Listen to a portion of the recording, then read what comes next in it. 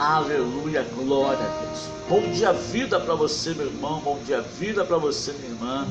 A paz do nosso Senhor e Salvador Jesus Cristo. É o bom dia, vida chegando, trazendo uma palavra de fé, de amor, de esperança ao seu, ao meu, ao nosso coração. Amém? Atos, capítulo de número 15, a partir do verso 13, verso 7 ao 13, a Bíblia diz: E, havendo grande contenda, levantou-se Pedro e disse-lhes: Homens e irmãos, bem sabeis que já há muito tempo Deus me elegeu dentre vós, para que os gentios ouvissem da minha boca a palavra do Evangelho e crescem. E Deus, que conhece os corações, lhes deu testemunho, dando-lhes o Espírito Santo, assim como também a nós. E não fez diferença alguma entre eles e nós, purificando os seus corações pela fé.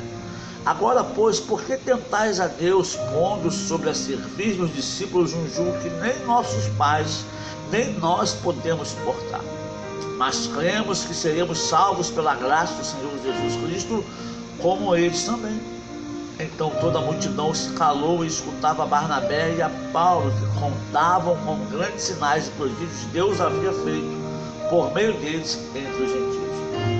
E, havendo-se eles calado, tomou Tiago a palavra, dizendo: Homens e irmãos, ouvi. Escute bem, toda essa contenda que diz aqui no verso de número 7, ela aconteceu porque alguns que haviam crido em Jesus Cristo, dos fariseus, queria que os gentios também se circuncidassem, como eles faziam, e queria que eles também cumprissem a lei de Moisés.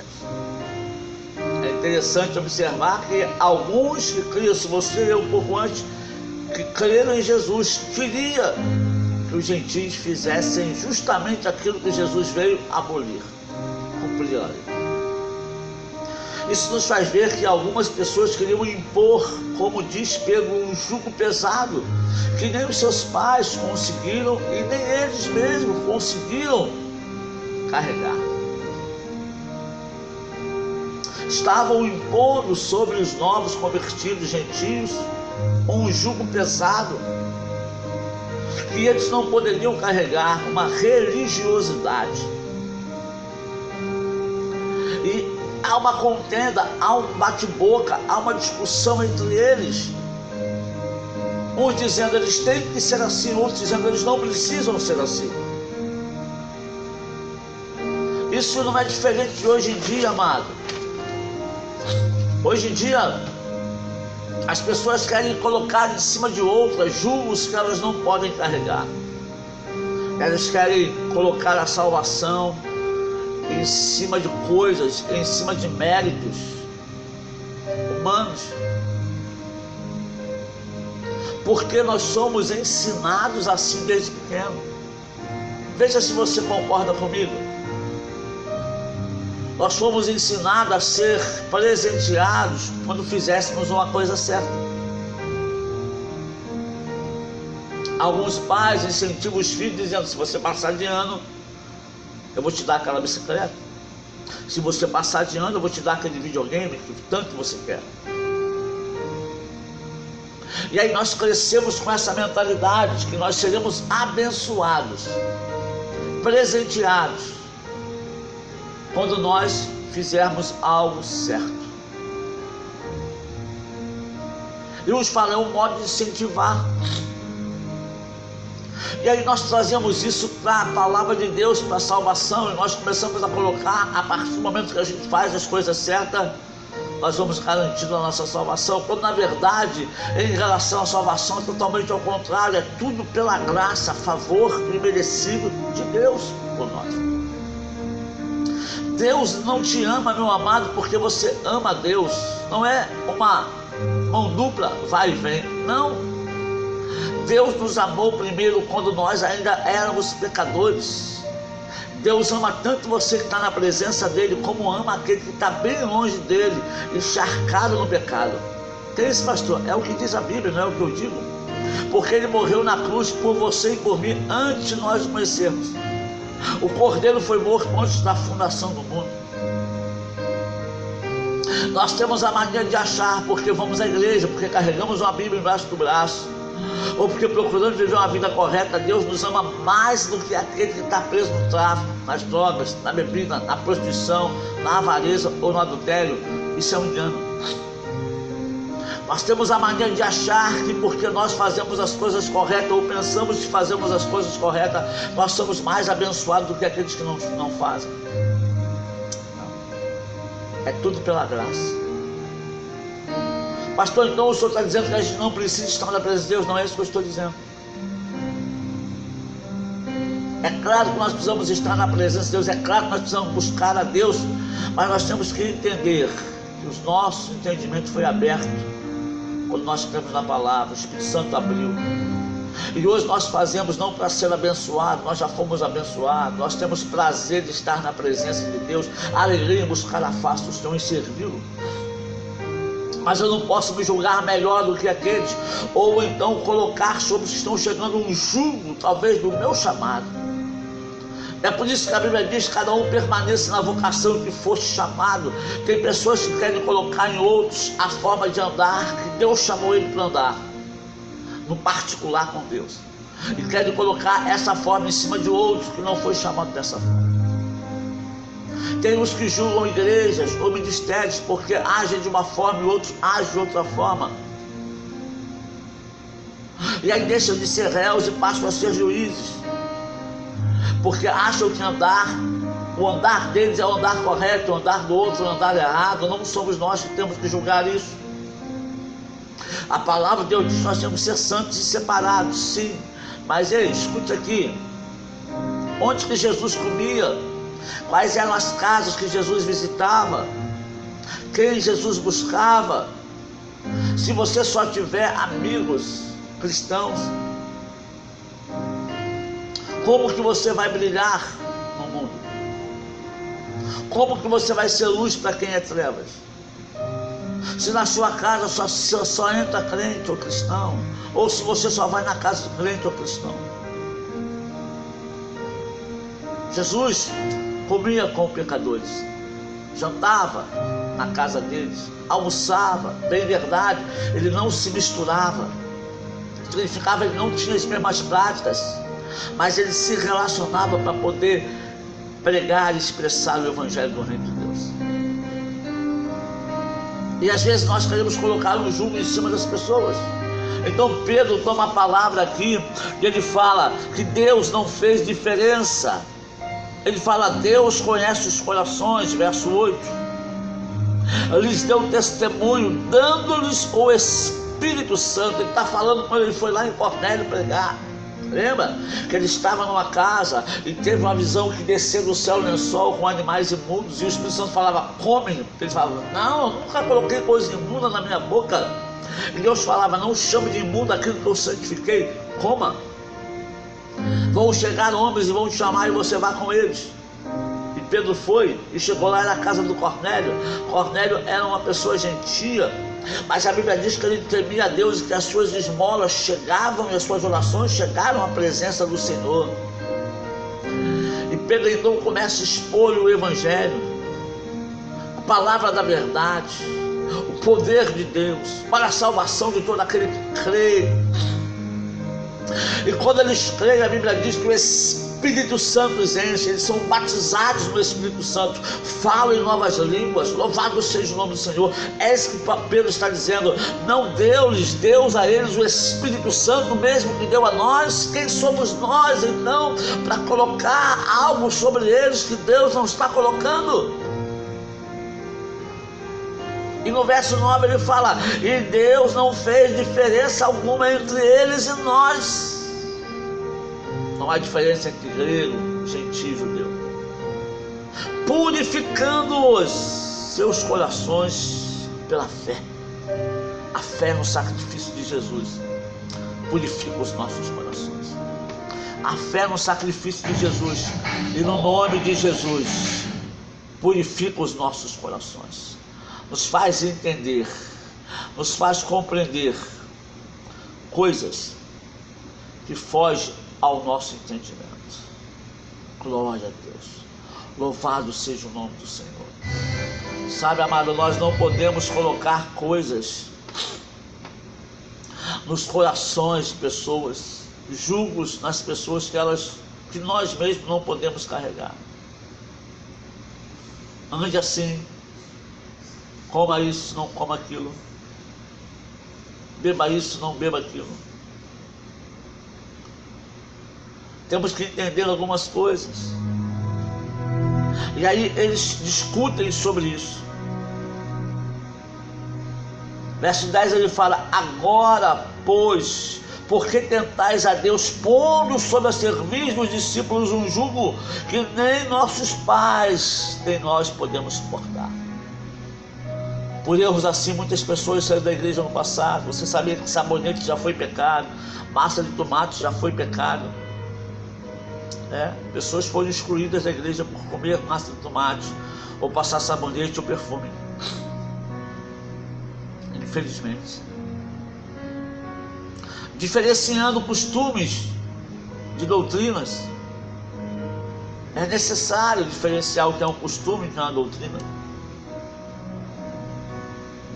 E ele continua dizendo: mas cremos que seremos salvos pela graça, o favor imerecido do Senhor Jesus Cristo, como eles também.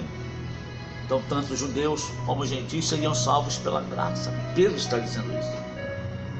Ele diz que toda a multidão se calou, fecharam a sua boca e escutavam a Barnabé e a Paulo. Se contavam com grandes sinais e prodígios Deus havia feito por meio deles entre os gentios. Deus estava usando Paulo e Barnabé de uma forma tremenda e poderosa. Eles chegavam nas cidades, as pessoas ouviam o evangelho, os gentios eram batizados no Espírito Santo, cheios de Deus, da presença do Senhor. Famílias eram transformadas, salvas e renovadas. Vidas eram transformadas.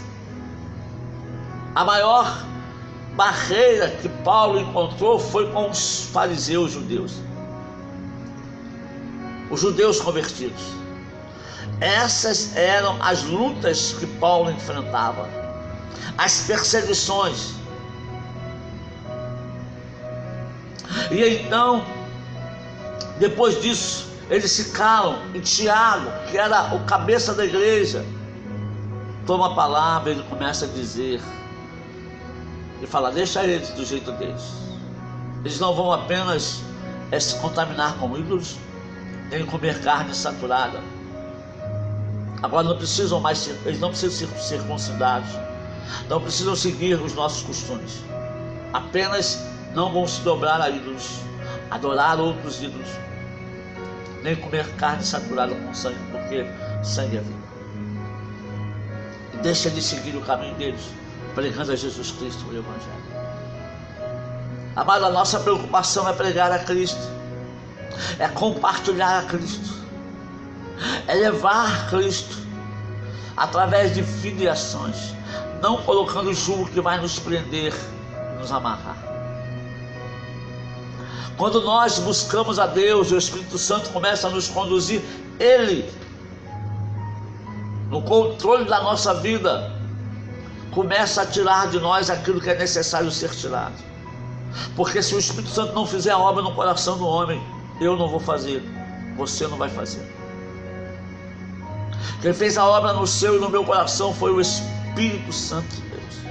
Eu, quando me converti numa casa de recuperação, e lá era obrigado a dormir de calça comprida, era obrigado a dormir de camisa, se tivesse o calor que estivesse.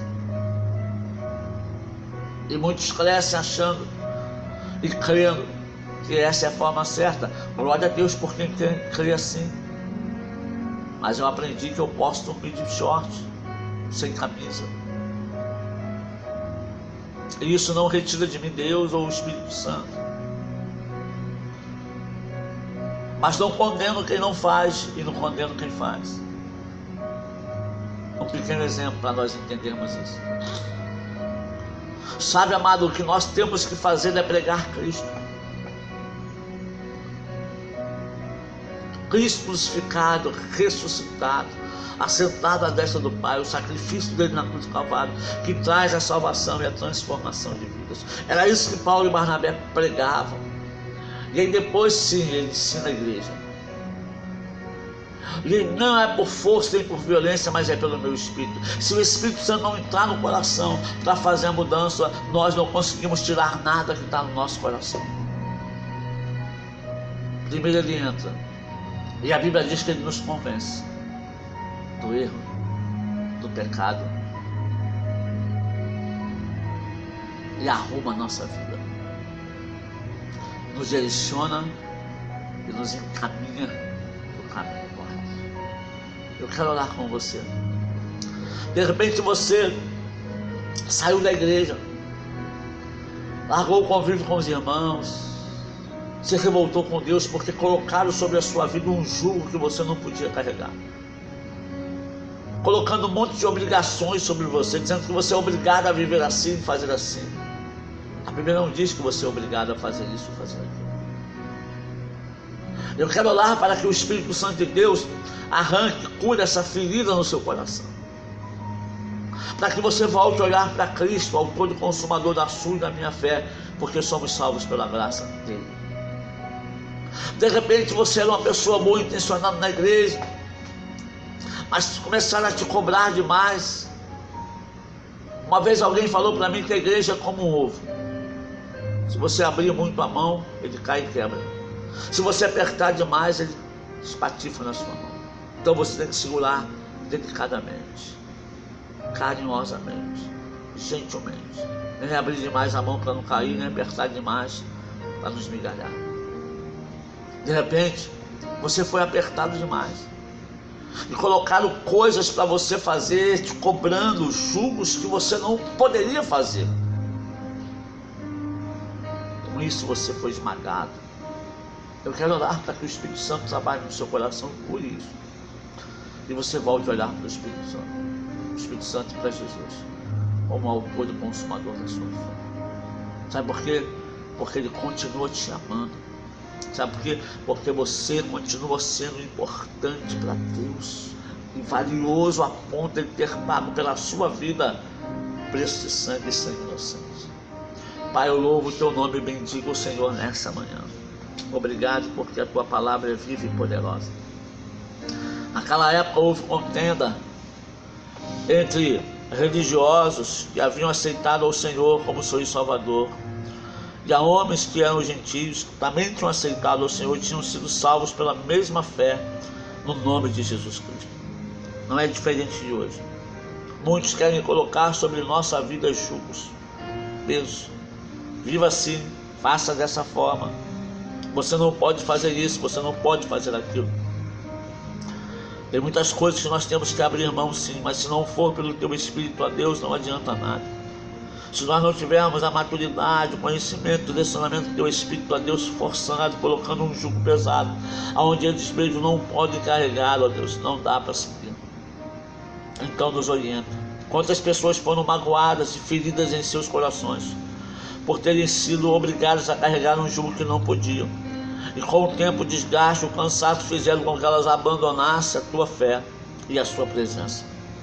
E estão andando desgarradas até hoje sem se encontrar em lugar nenhum. Espírito Santo, restaura esses corações, restaura essas vidas, levanta-as de novo, coloca na sua presença, mostra para elas, Jesus, que o teu fardo é leve, não é pesado. E traga para a sua presença, porque o seu amor é real e é verdadeiro no coração de cada uma delas. Então opera o seu milagre e faz o seu nome ser glorificado para a glória e honra do seu nome, em nome de Jesus.